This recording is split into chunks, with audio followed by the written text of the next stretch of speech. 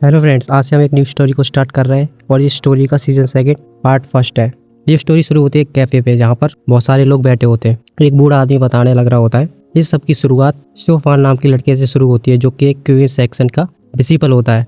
उसके पास table section का बहुत ही प्रीसियस मैजिक वेपन होता है। उसका मैजिक वेपन ब्लड बीट्स और एविल वॉन रॉड से बना होता है। शोफान अनजाने से एक लड़की से मिलता है जिसका नाम बीआईओ होता है, पर कुछ समय बाद ही उसका सीक्रेट एक्सपोज हो जाता है जहाँ पर तीनों सेक्शन क्वीन में इकट्ठे होते हैं। जैसे क्वीन सेक्शन के हेड हाउस उनको पता चलता है कि शोफान सभी लोगों के लिए खतरा है, तो उसके लिए वो अपने इमोर्टल स्वॉर्ड का इस्तेमाल करता है उसे मारने के लिए। पर वो हमला जैसे ही उस शोफान पे आता है उसके आगे बीआईओ आ जाती है और उस हमले को वो अपने ऊपर ले लेती है। ये सुनकर सब लोग कहने लगते हैं कितना बुरा हुआ उस लड़की के साथ।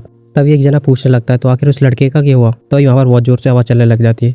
सब लोग देखने लगते हैं कि ये क्या हुआ। तभी पास ही में टेबल पर एक लड़का बैठा होता है। वो कह रहा होता है लोगों को कुछ चीज़ें नहीं पता है तो लोगों को उनके बारे में बात भी नहीं करना चाहिए। इधर में दिखाने लगते काफ़ी सारे लोग आपस में लड़ रहे होते हैं। वहाँ पर बहुत ही जोड़ी का युद्ध चल रहा होता है जहाँ पर डेविल सेक्शन और 3 सेक्शन आपस में लड़ रहे होते हैं। वहाँ पर हम दो लोगों को देखते हैं जो कि एक लाल वालों वाला होता है और एक काले वालों वाला, जो कि आपस में बहुत देर से लड़ाई करने लग रहे होते हैं। वो एक दूसरे को इधर उधर फेंकने लग रहे होते हैं। तभी लाल वाला अपनी एक टेक्निक को यूज करने लगता है। वो उस टेक्निक को उस लड़के के ऊपर चलाने ही वाला होता है। तभी एक पहाड़ के पास से एक बहुत ही बड़ा हाथ निकल के आता है और उस टेक्निक को पकड़कर वो वहीं पर बीच देता है। वो टेक्निक जैसे ही वो लाल वाला आदमी अपनी आंख को पकड़ लेता है और उसकी आंखों से खून निकलने लगता है। और ये लड़का वही होता है जो कि वहाँ के ढाबे पर बैठा हुआ था जिसका नाम जंग शोफान है। वो हवा से भी तेज चल रहा होता है और वो जैसे ही आगे बढ़ता है उसके पास से ब्लड तार निकल रहे होते हैं जो कि इंसानों के भीतर से घुसकर इधर उधर निकल जा रहे होते हैं। वो जैसे ही चलते जा रहा होता है वो आसपास के सभी लोगों का सफाया करते जा रहा होता है। ये सब देखकर सब लोग घबरा जाते हैं और एक दूसरे की तरफ देखने लगते हैं। वो ये देख रहे होते हैं आखिर यहाँ पर दुश्मन कौन है अब। पर वो जैसे उस लड़के को देखते हैं कि वो सभी को ही मारता जा रहा है, वो किसी को भी नहीं बच रहा। जंग शोफान कह रहा होता है क्या तुम बनना चाहते हो, तो वो तुरंत ही अपने हथियार फेंक देते हैं और उस लड़के के कदमों में जाकर बैठ जाते हैं और कहने लगते हैं प्लीज हमें मत मारो, हम कुछ नहीं करेंगे, हम तुम्हारे नीचे सरेंडर करते हैं, हमको तुम्हारा कुत्ता बनने के लिए तैयार है। दो लड़कियां उन सभी को ऐसा करते देखकर कहने लगती तुम सब लोग क्या करना चाहते हो यहाँ पर। तभी वो लाल वाल वाला कहने लगता है छोड़ो आखिर कुछ भी नहीं हो। 8 साल पुरानी जो हमारी लेगेसी थी बिल्डर रिफाइनिंग की, लगता है वो आज खत्म होने वाली है। तभी पीछे से एक लड़का चिल्लाने लगता है मैं सरेंडर नहीं करूंगा, मैंने कसम खाई थी अपने सिस्टर के आगे कि मैं मर जाऊंगा पर कभी भी सर नीचे नहीं रखूंगा। वो लाल वाला उससे कहने लगता है कुत्तों की तरह भौंकना बंद करो और चुपचाप से इधर आ जाओ, नहीं तो तुम बहुत ही जल्दी मरने वाले हो। इस पर वो कहने लगता है मैं अपने एंसेस्टरों को कभी धोखा नहीं दूंगा, जब से मैं छोटा था तब से मेरी लाइफ बहुत ही ज़्यादा खराब है, मुझे उन लोगों ने पनाह दी तो मैं उन लोगों को कैसे धोखा दे सकता हूँ, मैं ऐसा कभी नहीं करूँगा। इस पर वो रेड वाला कहने लगता है अच्छा ऐसी बात है तो इस सेक्शन में आज से तुम सिर्फ अकेले हो। फिर उसके बाद वो उसे बैज दे देता है आज से ये पूरा सेक्शन तुम्हारा है और इस सेक्शन के अकेले मेंबर हो तुम, अब जो तुमको दिखता है वो करो। फिर हमें जंग शोफान को दिखाता है जो कि अपनी आंखें खोल लेता है। उस आदमी की बहुत ही ज़्यादा फट रही होती है और वो धीरे धीरे करके पीछे हो रहा होता है पर अपने हाथ में तलवार को नहीं छोड़ रहा होता। पर वो धीरे धीरे करके पहाड़ की बिल्कुल ही क्लिप पर पहुंच जाता है। पर वो जैसे पीछे देखता है कि उसके पीछे खाई है तो फिर वो वहीं पर रुक जाता है और वो कहने लगता है अगर तुम मुझे मारना चाहते हो तो मार दो, मैं तुमसे बिल्कुल भी नहीं डरता हूँ। तभी हम शोफान को देखते वो एकदम ही स्पीड से आता है। उसको आता देख वो तुरंत ही अपनी आंखें बंद कर लेता है। पर वो थोड़ी देर बाद अपनी आंखें खोलता है, वो देखता है कि वो मरा नहीं है। पर वो अपने पास ही में शोफान को देखता है जो कि चट्टान की ऊंचाई पर खड़ा होता है। वो उसकी तरफ तलवार कर लेता है, खाई के नीचे की तरफ देख रहा होता है और वो सोच रहा होता है क्यों ना वो उसको धक्का मार दे। शोफान उससे कहने लगता है क्या तुम मुझे मारना चाहते हो।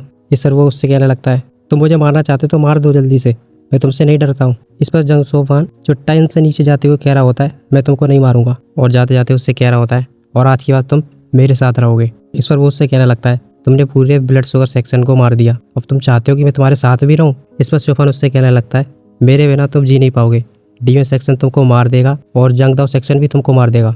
ब्लड शुगर सेक्शन की यूनिक टेक्निक बहुत ही अच्छी है, अगर तुम मेरे साथ रहोगे तो ये तुम्हारी टेक्निक आगे तक जा सकती है। फिर वो आदमी आपस में बड़बड़ा रहा होता है और कह रहा होता है हाँ मैं जीना चाहता हूँ, मैं चाहता हूँ मेरा सेक्शन दोबारा से रिवाइव हो, पर तुम मुझको कहाँ ले जाना चाहते हो। जंग शोफा मुझे तुम कहाँ ले जाना चाहते हो। अगले सीन में हमें जंग शोफा को दिखाते हैं जो कि एक बांस के जंगलों में चल रहा होता है। जंग शोफा वहीं पर एक चुट्टी पर खड़ा होता है, वहाँ पास में घर होते हैं और उसकी पीठ पर एक बंदर बैठा होता है। फिर कुछ देर बाद हम देखते हैं कि वो अपनी छड़ी पर खड़ा हो जाता है। वो जैसे ही अपनी छड़ी पर खड़ा होता है फिर हमें दूसरी तरफ दिखाने लगते हैं जहाँ पर क्योंकि उस सेक्शन का लिंगन बीस्ट एकदम जग जाता है और वो तुरंत ही पानी से बाहर आता है। और वहीं पास ही में काफी सारे डिसिपल्स होते हैं जो ऊपर बैठकर प्रैक्टिस कर रहे होते हैं। वो तुरंत ही जैसे ही पानी में हलचल देखते हैं वो एक फॉर्मेशन को तैयार करने लगते हैं। तभी वहाँ पर एक आदमी आ जाता है जो कि फॉर्मेशन को बना देता है और वो सभी मिलकर उसी फॉर्मेशन पर स्पिरिचुअल एनर्जी को मारने लगते हैं। तभी वहाँ पर एक और आदमी आता है जो कि अलग से एक और फॉर्मेशन बनाता है, वो भी उसी फॉर्मेशन पर हमला करने लगता है जो कि पानी से एक गोलाकार बर्फ की तरह होता है। तभी हम थोड़ी दूर पर एक लड़की को देखते जो कि अपनी तलवार को चलाती हुई आ रही होती है। वो अपनी तलवार की कई टेक्निकों का इस्तेमाल करती है और तुरंत ही उधर हमला कर देती है। जैसे ही वो उस पर हमला करती है वो पत्थर टूट जाता है और टूटकर बिखरने लगता है। तभी हम देखते हैं उस बीस्ट की आंखें नॉर्मल हो चुकी होती हैं। वो लड़की उस बीस्ट को वो करती है, फिर वो बीस्ट तुरंत ही नीचे पानी में चला जाता है। उसके बाद वो लड़की नीचे आ जाती है। वहाँ पर जो लड़के थे वो आकर कहने लगते हैं, जूनियर सिस्टर लोग आपका बहुत शुक्रिया, आपकी मदद से हम इस बीस्ट को काबू में कर पाए, पर इसको हुआ क्या था। इसकी बात वो दूसरा लड़का कहने लगता है, अच्छी बात है कि कोई भी खतरे में नहीं आया। फिर वो उसी लड़की से कहने लगता है जिसका नाम लूसिन होता है, जो कि आप सभी ने सीजन 1 में पहले ही देखी होगी। वो उससे कह रहा होता है, तुम्हारी जो शॉर्ट टेक्निक थी जो अभी तुमने दिखाई वो बहुत ही बढ़िया थी। ये सुनकर वो लड़की थोड़ा सा निराश हो जाती है।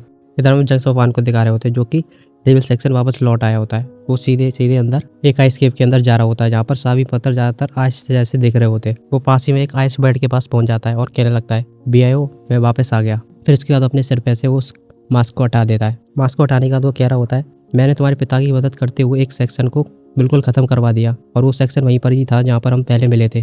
पर जब उस सेक्शन का एक आखिरी आदमी बचा, मैं उसको मार नहीं सका। मैं उसे इसलिए नहीं मार पाया क्योंकि हम जिस जगह पर पहले मिले थे वो जगह भी वही थी, तो मुझे तुम्हारी याद आ गई, इसलिए मैंने उस आदमी को छोड़ दिया। वो ये कहते कहते हुए साथ से साथ रो भी रहा होता है।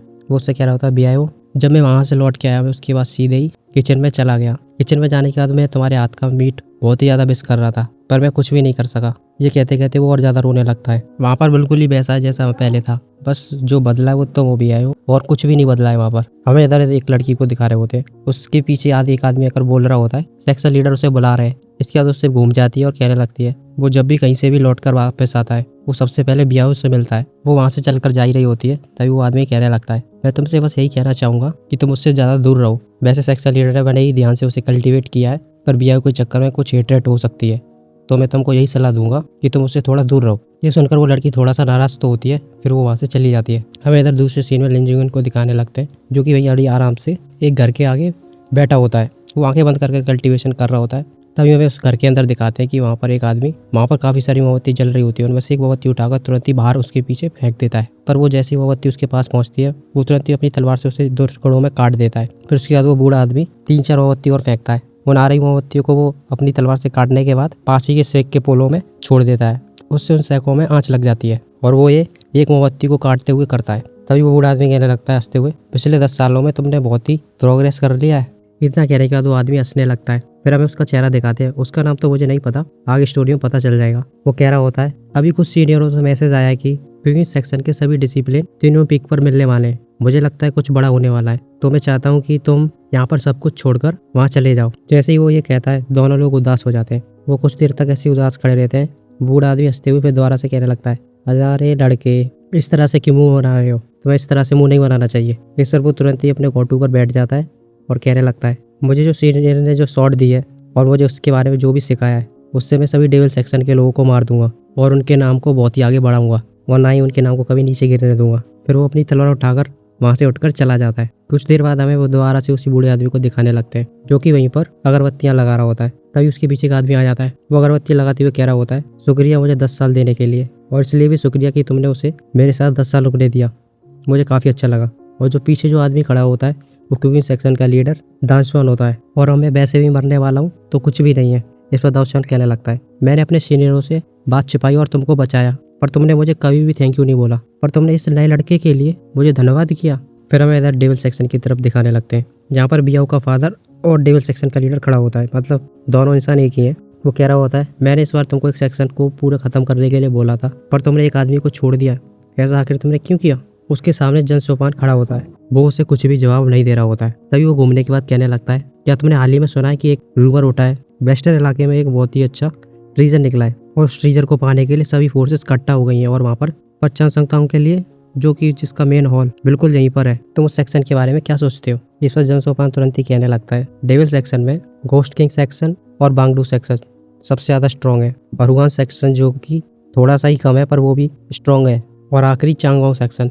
ये चारों सेक्शन आपस में लड़ना चाहते हैं। फिर वो कहने लगता है, तो ऐसे में हमें क्या करना चाहिए, क्या तुम बता सकते हो। इस पर सोपान कहने लगता है, चांगवांग सेक्शन को तुरंत ही खत्म कर देना चाहिए। इस पर वो उससे कहने लगता है कि ऐसा हमें क्यों करना चाहिए। इस पर सोपान उससे कहने लगता है, चांगवांग सेक्शन का लीडर युआंग जब वो मर जाएगा तो उनके सेक्शन का ट्रीजर अपने आप ही बाहर निकल आएगा। फिर उसके बाद हम लोग वेट करेंगे चांगजाओ सेक्शन और हुआंग सेक्शन का आपस में मिलने का, पर जब वो दोनों सेक्शन हार जाएंगे तब हम लोग वांगडू और होनजोन सेक्शन से जाकर मिल सकते हैं और उन सब के साथ मिलने के बाद हम लोग उन पर हमला बोल देंगे। इसी के साथ ही हम बैटल जीत सकते हैं। ये सुनने के बाद वो थोड़ा सा शांत पड़ जाता है। इस पर जो संगवान तुरंत कहने लगता है, क्या हुआ? इस पर वो घूमकर कहने लगता है, कुछ नहीं हुआ, तुम वैसा ही सोचते हो जैसा मैं सोचता हूँ, बिल्कुल यूनिक। इस पर वो उससे कहने लगता है, पिछले 10 सालों में तुमने मुझको हेवनली आर्ट के 2 वॉल्यूम सिखाए और उनमें तुमने तुम्हारी खुद की लाइफ का सब कुछ बताया है। तुमने अपने पूरे एक्सपीरियंस को मुझे दिया है। अगर तुमने मुझे पूरा एक्सपीरियंस भी दिया है तो अगर मैं तुम्हारी तरह नहीं सोचूंगा तो तुम्हारा मुझे सिखाने का क्या मतलब है? ऐसे तो तुम्हारी पूरी मेहनत बेकार चली जाएगी। इस पर वो कहने लगता है, मैंने सिर्फ चीजें तुमको दी थी, उनको तुमने अपने आप ही समझा और 10 सालों में इतना कुछ करके दिखा दिया जिसका कोई जवाब ही नहीं, कोई नहीं कर सकता ऐसा। फिर उसके बाद वो घूमता है और उसके पास आने लगता है और कहता है, वांगडू सेक्शन हमारे साथ मिलने के लिए राजी हो गया है, तो तुम एक काम करो, उसके बारे में जो भी अरेंजमेंट है वो इस लेटर में लिखी है। तुम गोस्ट किंग सेक्शन के जितने भी आदमी उनको ले जा सकते हो, वो सब लोग तुम्हारा ऑर्डर मानेंगे और इसे लेके तुम वहाँ जा सकते हो। इसे तुम लेकर डेविल स्वॉम्प पर जा सकते हो। इसके बाद सोफान वहाँ से जाने लगता है। तभी वो उसे रोकते हुए कहने लगता है, एक और बात है, तुम अभी भी हमारे होली सेक्शन को डेविल सेक्शन बोलते हो, ऐसा तुम क्यों करते हो? इस पर जन सोफान हंसते हुए कह रहा होता है, मैं इस सेक्शन में 10 साल से हूँ और मैंने अपनी इस 10 साल में सिर्फ खून खराबा ही देखा है और कुछ भी नहीं देखा, तो ये सेक्शन तुम्हें लगता है कि होली वर्ड के लिए काबिल है? इस पर वो उससे कहने लगता है, तो अच्छा, तो तुम जब बॉर्न हुए थे तो तुम तभी से सीधे रास्ते पर चल रहे हो। इस पर वो उससे कहने लगता है, अच्छे लोग ही ज़्यादातर गलत काम करते हैं, पर इसका मतलब ये नहीं डीमन रीजन के सभी लोग उन जैसे ज़्यादा बढ़िया होंगे। इतना सुनने के बाद वो कहने लगता है, अच्छा तो तुम्हारे हिसाब से क्या सही है? इस पर सोफन उससे कहने लगता है, मुझे नहीं पता कि क्या सही है। फिर वो वहाँ से चला जाता है। इधर हमें क्योंकि सेक्शन को दिखा रहे होते हैं जहाँ पर काफ़ी ढोल नगाड़े बज रहे होते हैं और सभी डिसिपल्स ऊपर जा रहे होते हैं। तभी हमें मेन हॉल में दिखा रहे होते हैं जहाँ पर दाउस्टोन बैठा होता है और उसके आगे सभी डिसिपल खड़े होते हैं। वो सभी से कह रहा होता है, तुम सभी को इतना पोलाइट बनने की कोई ज़रूरत नहीं है। तभी जो उसके आगे खड़ा होता है वो सभी डिसिपल से कहने लगता है, जैसा कि हमें पता चला है कि वेस्टर्न इलाके में एक ट्रीजर निकला है, उस ट्रीजर को पाने के लिए हम यहाँ पर कुछ बेस्ट डिसिप्लिन को सिलेक्ट करेंगे। तभी हम उनको लेकर वहाँ पर ड्यूएस पर जाएंगे और वहाँ पर वेनियन वैली और पेंगुइन वैली के भी डिसिपल आ रहे हैं। तो हम सब लोग चाहते हैं कि वो जो ट्रीजर है डेविल सेक्शन के हाथों में ना पड़े। अगर उनके हाथों में पड़ गया तो बहुत ही ज़्यादा दिक्कतें हो सकती है। तो हम ये चाहते हैं कि हम अपनी तलवार से उन सभी को मार दें और अपनी इंसानियत को बचा लें और हमारे क्योंकि सेक्शन का नाम नीचे ना गिरने दें। क्या तुम सब इस पर मेरे साथ राजी हो? सभी डिसिपल कह रहे होते हैं, हम क्योंकि सेक्शन का नाम नीचे नहीं गिरने देंगे, हम क्योंकि सेक्शन का नाम नीचे नहीं गिरने देंगे। इधर हमें सभी सेक्शनों को एक एक करके दिखा रहे होते हैं जो कि वहाँ पर जाने वाले होते हैं। हमें सोफान भी दिखाया जाता है, उसके साथ कोई एक आदमी भी होता है, उसका चेहरा नहीं दिखाया जाता। वहाँ पर वो लड़की और वो बूढ़ा भी जा रहे होते हैं जो कि उस ढाबे पर बैठे हुए होते हैं। वो बूढ़ा कह रहा होता है, चलो चले। पर ये आपको एक्सप्लेनेशन अच्छा लगा हो तो चैनल को सब्सक्राइब और इस वीडियो को लाइक करें और ज़्यादा से ज़्यादा शेयर करें। मिलते हैं अगली वीडियो में।